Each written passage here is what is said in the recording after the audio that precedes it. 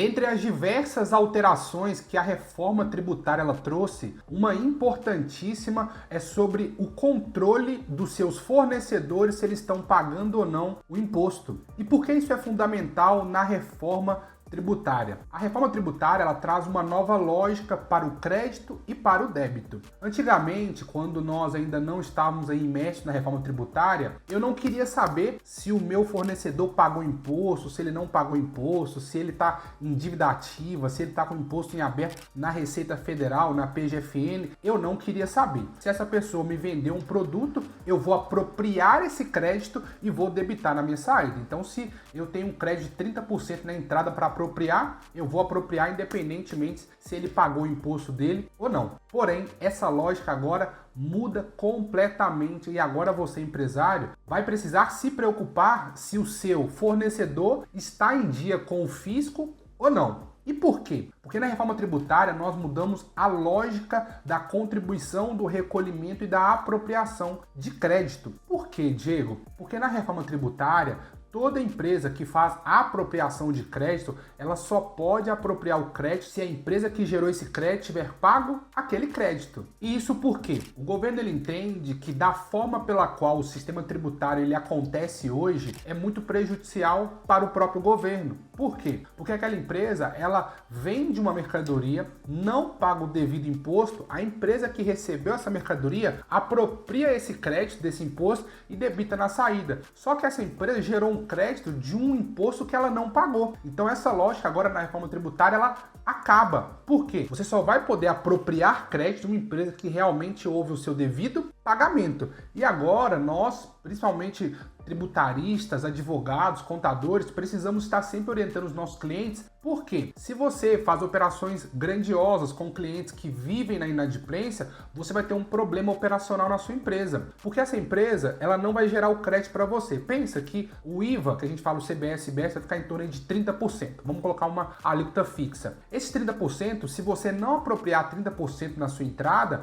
e você vende, quando você for vender na sua saída, você vai ter um déficit muito alto. Por quê? Se você comprou 300 mil de mercadoria e poderia ter apropriado 30% e não apropriou, e na sua saída você teve que pagar os 30%, você vai ter um valor muito alto a pagar. E agora começam as empresas já a fazer esse movimento de questionar os respectivos fornecedores se eles têm feito o seu devido pagamento dos seus impostos. Porque ela só vai poder apropriar esse crédito na entrada se essa empresa tiver pago o seu devido imposto. Você percebe que isso muda a lógica da apropriação, do crédito e do pagamento. Hoje, independentemente se ela pagou ou não, eu vou apropriar. E uma outra lógica importante é que eu só faço a apropriação quando esse imposto foi pago. Então, por exemplo, hoje, se eu comprar a mercadoria no mês de fevereiro, eu aproprio no mês de fevereiro e faço o devido pagamento no mês de março. Mas se eu compro uma mercadoria no mês de fevereiro, essa empresa só vai pagar esse imposto no mês de março, eu só vou poder apropriar esse crédito no mês de março, porque no mês de fevereiro foi o mês do fato gerador, da emissão da nota fiscal. No mês de março, aí foi que de fato a empresa houve o pagamento, eu vou apropriar esse crédito no mês de março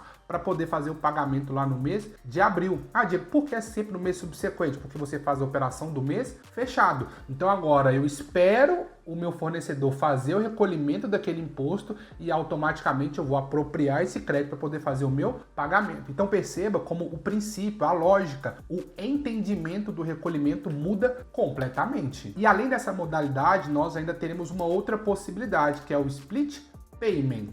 E o que é esse split payment? O governo ele publicou que esse split payment vai ser uma modalidade em que no ato gerador, quando a pessoa te pagar o valor daquela mercadoria, você já vai pagar o imposto referente àquela operação e a mercadoria. Então vamos supor que você está vendendo aquele produto por R$8, mais R$2 é de imposto. A pessoa vai já pagar R$10, R$8 vai para a empresa e R$2 já vai para o governo de forma automática. Uma lógica que a reforma tributária ela traz essa modalidade de imposto sobre imposto. Isso acaba. O imposto vai ser sempre recolhido por fora. Então, no split payment, quando a pessoa física, o comerciante, a empresa pagar aquela mercadoria, parte daquele valor vai para o comerciante, mas parte vai direto para o governo. Então, claro que o split payment, algumas empresas vão ser cadastradas, vão estar vinculadas mais próximo à Receita Federal, mas é uma inovação gigantesca se o governo de fato conseguir fazer essa modalidade. Até essas discussões que nós temos hoje da tese do século, do ICMS dentro da base de cálculo, do ISS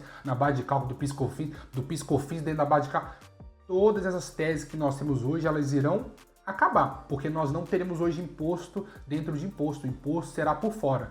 Eu terei o valor da minha mercadoria e o valor do imposto que eu estou pagando naquela operação. Então, a lógica da reforma tributária muda todo o jogo, porque se antes eu não me preocupava se o meu fornecedor pagava ou não, se ele estava em dia com a Receita Federal, com a PGFN ou não, hoje eu preciso me preocupar para poder fazer essa apropriação desse crédito. Então, se você é empresário, compra de empresas devedoras, já começa a se organizar para poder fazer uma migração ou para já pedir para que essa empresa possa começar a regularizar as suas contas. Mas se ainda ficou alguma dúvida, você precisa de alguma orientação, entre em contato conosco. Nós temos aqui um time de profissionais e vamos poder te auxiliar em todo esse processo.